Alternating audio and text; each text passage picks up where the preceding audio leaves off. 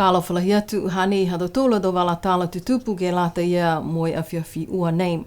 Whakamua nā kai whai whailoanga mai he whonu he tau iki pule he māme hao nei, hanga uia ke tau pāsese niwe ne no whunga ia ki Okalana, ko mātu taki e lockdown i Okalana ke he aho ua he whai tapu ka hau.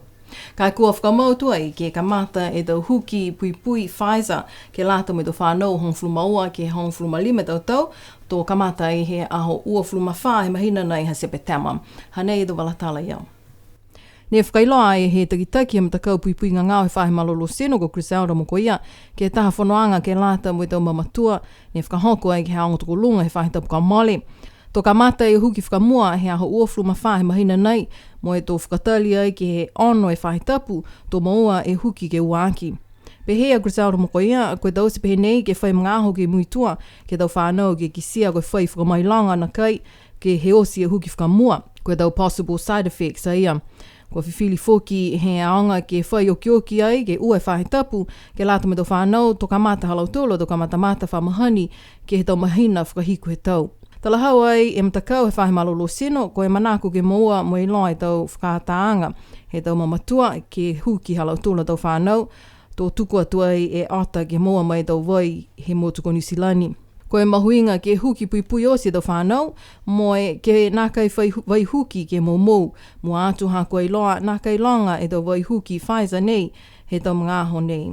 I loa ai ko e tahi seo whangfluma taha e tau whanau he tau atu tau nei he motu, mo e tau vai huki whoki ke lata mo i whalu he tau tangata he motu ne nākai maua, e tau huki pui ke mahina hai iulai, ka manako lau tōlu ke huki ai mo i tau whanau. Haha whoki ke he whanoanga e hangai ulu whai aonga he aonga tukolunga ko Moira Jackson mo e huhuangi kia ia ko e hengo ai tuanga he aonga tukolunga ke lata me tau whanau ka nākai maua e tau vai huki pui nei. Pehea Moira Jackson ko e tumau ni lau tolu he aonga ke ngahua whalataha mo i whahe malolo seno ke maua e tau whiwhilianga kua lata mo i tonu ke lewekia ki tau whanau tau whai aonga mo i tangata ko ngahua ai ke he aonga. Pehea Moira Jackson ko e mana tahani e aonga toko lunga he motu si mahuinga lahi ke whakamawhanasia atu ke tau mamatua ke talia ke huki pui e tau whanau ke whakamalolo e tau puianga ke he ngangau nei. Ha kua ki sia gei ko e moko nei kua hiki whano si mahuinga lahi ke pui e tau whanau he motu. Kua whiwhili ai he matakau pulenga hua ke whakahui mo e liu anono ai ke he tau punga hua Director General ko e tau takitaki ulu whakatonu he tau pataanga whahinga hua infrastructure, tau pataanga whahinga hua mai tau tangata, sipihia mai pataanga e tau whahinga hua mai tau kolo atu whungasia. Kua whakailoa whoki tō nākai whai takitaki ulu whakatonu e pataanga whahinga hua infrastructure he mga aho nei. Tala hawa e komisina Aida Tālangi he kesi, ko e takitaki he matakau pulinga hua, e tau manako ke he matakau pulinga hua, ke liu anono mo i whakahui e tau pataanga whahinga hua nei. Ko e tau ke whitua ke nei, tali mai he whakatu e tau pataanga whahinga hua nei, mo i pehe komisina ko Tālangi he kesi, ko alata whokini ke liu anono, ko e hengo ai tau mana kua aonga mo ngā hua, mo e ko hengo ai tau mana kua nāka i ngā hua. Pehea ia, ko e tau pū ngā hua takitaki ulu whakatonu, ko a liu anono whoki ke he halau tolu a tau whakahaloanga ngā hua. Ki sia ki ai he tau mga aho nei, ko e lau lahi he tau ngā hua halau tolu, ta tai ni mo i tau ngā hua he tau ulu whakatonu. Pehe whoki ia, ko a lata ke liu anono ke he tau mata whakatuwhono, ha ko a nākai whai malolo whakamata whakatuwhono i tau pū ngā hua nei, sipihia mo i tau pataanga whahinga hua tolu nei. Whaumoli mai whoki ia, kua whiwhili ai he matakau pulinga hua, ke nākai whai takitaki ulu whakatonu e pataanga whahinga hua infrastructure. Hako ia ni maua e ngā hua he tau whahe tapu kua male, ko e takitaki he matakau Telecom Niue, kua nākai talia ia e pūnga hua nei. Ko e tau takitaki ulu whakatonu he pataanga whahinga hua mai tau tangata ko Gayleen Tasmania, ko ia he mga aho nei ki Okalana, hako e tau malolo sino. Pia whoki e takitaki ulu whakatonu he pataanga whahinga hua mai tau kolotu whungasia ko pilotu ko Dr. Jersey Tamati, ko ia taha he tau pasese kua whakatali mai Okalana ke maua e whakataanga ke liu mai ke motu. Ko laua nei, takitaha ni e tau he tau kontule ke halaua, hako e whiwhilianga nei he matakau pulinga hua ke liu anono ke tau punga hua nei. Ko e mga aho ne whakatua e tau punga hua nei he whitu tau ka male tua ha mo e tupe whalu, ha ko e tau whakatuwhono tohi he motu nā kai whai whakakisianga ke tau punga hua nei. Ka koe tau hikianga ko tau se ha koe tau whakaholoanga whakatufone mga halana ne whakahingoa wa transformation ke hikia e tau puhalanga hua he matakaunga hua he whakatufono. Pehe komisina a tālangi he kesi amana ki e matakau pulinga hua ke whakakatoa e tau whakaholoanga nei he hongflumaua e mahina. Ke whai whakahui moe liu anoano ke he tau punga hua takitaki ulu whakatonu moe tau patanga whahinga hua nei ne tōlu. Pehe e takitaki he whalitupe Kiwi Bank he motu go Wayne McCogan, hane whai whakatali atu a lau tōlu ke he tali mai he matapatu Kiwi Bank i New Zealand, koe whewhe e tau le kua ne kamata ki he okioki whaitapu e kua mali, kua nā kai maike e tau tangata ke moua halau tōlu koe whakaonga e tau app ke moe online banking ke moua e tau bank accounts he Kiwi Bank. Pehe wala tala ni. Tala hau mai he takitaki he whalitupe ke emaili he pungipungi nei, kua kamata te whalu ke moua e tau online banking ke whakaonga he tau app he tau telefoni o ta whano, ka koe laulahi nā kai langa hua ia e tau whakaholoanga nei, ke maeke he tau tangata he motu ke kisia halau tulu a tau accounts. Longana ai ke tau walatala tutupu mai he motu ko New Zealand he whahitapu ka mali, koe le kua nei ko lauia e whalu e tau whalitupe, mo e whalu e tau whahinga hua whakatufonu i New Zealand. Ilo ai koe taha moko internet ne whahingoa koe DDoS, koe Denial of Service Attack, ko lau tūlu e tau tangata kolokolo wao, ko whakaonga e tau puhala internet, ke au whia e tau whakaholoanga he tau whahinga hua mo e tau whalitupe, ke nā kai maike e tau customers ha lau tūlu ke whakaonga e tau whakaholoanga tunga whamahani. Pehea ai e tau pulotu nā kai lauia e tau tangata takitaha, kai lauia e tau matakau tunga e tau whalitupe. Kua mana ki ai e aonga tokolunga Niue High School ke whakatai e whalo tau whakaholoanga fō he NZQA ke lata ia mo tau whakakoanga mo tau kamatamata ke lata mo NCA ke tau sia e tau kamatamata he tau whanau nei ke tau puhala ni whahingoa koe digital examination. Kua whakatoka ai he aonga ke kamata he aho uafuluma fitu ke he aho uafuluma hiva he mahina nei e tau whakaholoanga nei. Pehe mai a John Tangi ko ia ne langoia ai e tau whakaholoanga NCA he aonga, koe toko limu fulumaua e tau whanau aonga kua manaki ke whakatai ke tau whakamatamata nei. Ko langmatai ai he kautaha Telecom Niue ke maiki ke tau sipihia. Pehe a John Tangi ko e tau amanakianga osia nei he tau whakaholoanga whakaako NCEA ke nāka i whakaonga e tau lau papa ke tau tau i mua ke tau sini e tau kamatamata he tau whanau whakadigital. Koe mena ia kua whakaako e tau whanau he tau mga nei ke tau se tau kamatamata halau tūlu ke he puhala fō nei koe digital examinations.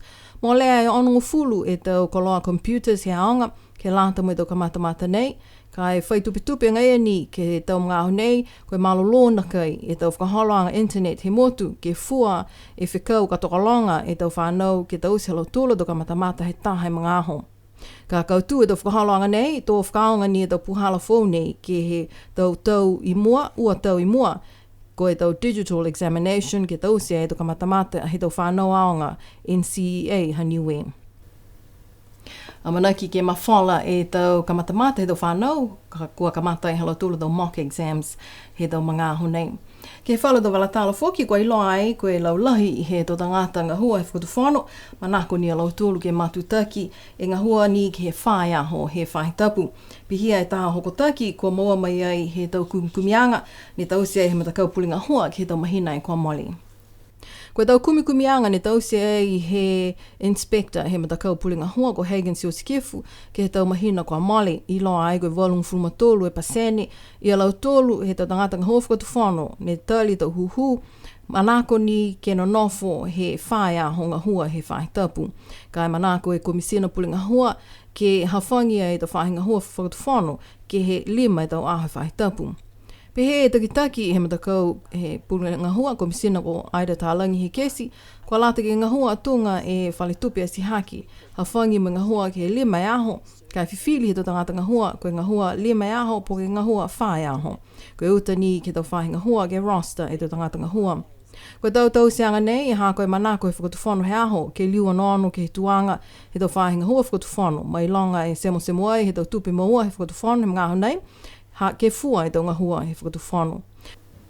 Taha e whakaholoanga kua kau whakalataha ki ai e tau tangata ngā hua wao he motu ko lau tōlu ne whai tutuli e tau puaka wao. Kaufala taha ai mo to whahinga hua whakatuwhono, whahinga hua takatakai motu, si pihia whoki e whahinga hua whanua toa kau mo e fusiika. Ngā hua o loa e lau tōlu, ke lali ke tukutuku hifo, e dau numela puaka wao ne whaikai e to palau ki he motu katoa. Ko dau se anga nei ke lali ke tukutuku hifo e dau numela puaka wao hane whaikai mo mou e tau palau me do manunu kai he longa he do mawhawa, ko laui ai e tau maanga o si he motu katoa. Ko a piri wakaawhi motu fōu, ko ia koe taha e tau tangata ko mahiwhi lahi ki he tau puhala hele mo i tapaki he tau manu puaka wao nei, ko ia ka whakaako ai ki he tau tangata ki he tau puhala hele puaka.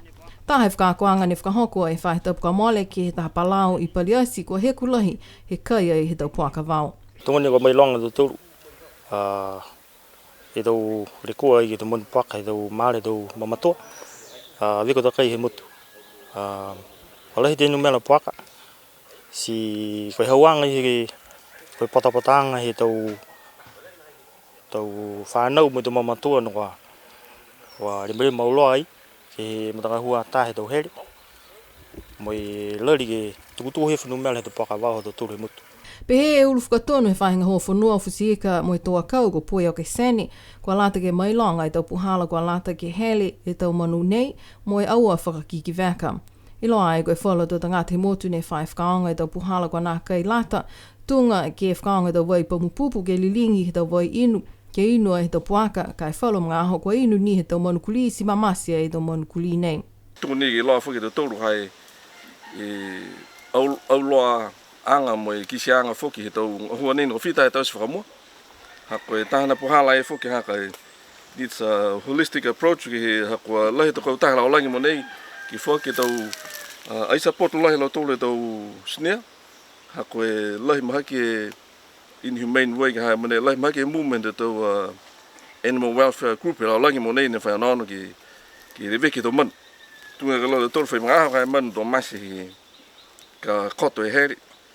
Pia fuki ne maha mai longa tō manu ne kote tō ngutu e mamasi o uka tōru o wiko he kupi meni ke kai kai tunga ni loa tō tōru. Tā tai ni ka hai kere me tai. Nā kai fōu e tau se anga pihi nei, kai kua lata ke liu whakamui mai, ha kua kisia koe maunga ia e tau le kua ke tau puaka wao, ni mou e tau puhala moua kai he tau mga whawa he motu. Lahi ako se anga fuki tau puhala ke maturuturu hifo e numela he tau puaka wao ni kua mou e tau kaina ni tō e tau tāru he tau mamatua he motu. Kakakano lahi ia. Moi onono tu hoki mua tunga atu hau fou ke mama moi megisia folu puhala fuki ko meke do toru ke tausi kai longa te mga ho ai la hako I he tausi he laulahi do tangata do toru ai akwa meke long matai fuki mata kau ni ko whakatu. Ko tau mga hoko mole, ko laulahi e tau whakaholoanga tutuli puaka wao, lango ia ke whahinga hoa takatakai motu. Ko tau mai pauaki e tau manukuli tutuli puaka mai New Zealand he tau mga ho ia. Kai kua mamasi foki I hākua keli he tau puaka, mo e wha pākia foki ki he tau hele.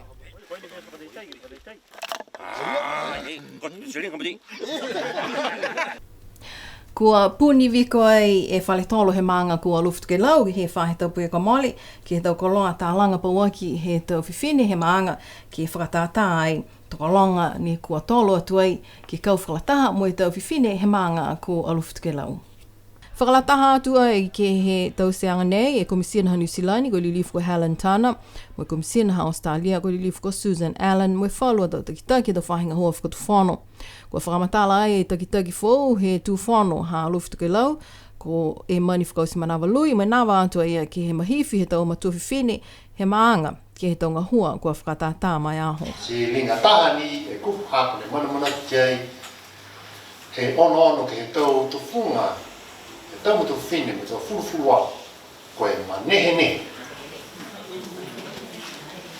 manehe haia he ha mutolu a tau na hoa limu tau marolo tau ilu tau puro tau tufunga whakamotu whakaui lahi ke mutolu ha mutolu ni whengi whalanga ki hake e ingoa he maanga a loftu ke lau whakaui lahi ke mutolu ne whae mani ke lata ia mo hea tōru a ao pauaki. Hanei e ke pule maanga koe lilifu ko wainga tuku i tonga mai hana tau mana tufkau e atuai ke he tonga hua he tau whiwhine he maanga. Ke he hākua tau mga tua whiwhine osi. Whakaue lahi mhau. Whakaue ke tonga hua hākua tui. O mai he hala, ai sei mena ni te he ua ke rea. Wai mana pihia e whanonga e whanau a Israela. O hoka tamata kami, ai ti whiawhia ke hala tora te kitaki. Kai hanama tau kai nana tau mga tua whiwhine. O e tu lau ia muturu osi. Hanei hala tora tonga hua. Whenawa haia. Whenawa haia. Ko amana ki ai e maanga ko aloft ke lau ke whakahoko e halau tōlu aho whakatātā he aho whaiumu he whahitapu nei. Tō mawhala e tau ngā hua he tau mamatua whine he aloft ke lau amana ki ke uatu whoki ke onono ke he aho whakatātā he maanga he aho whaiumu he whahitapu nei. Ka pihia aha tau tōlu a tau walatala tutupu ke lata mea whiawhi nei. Liu ke whanonganong mai he pō tuloto ke lata e ma tau walatala tutupu ke he wangahau whakapiritania. Nono wha me munine ko.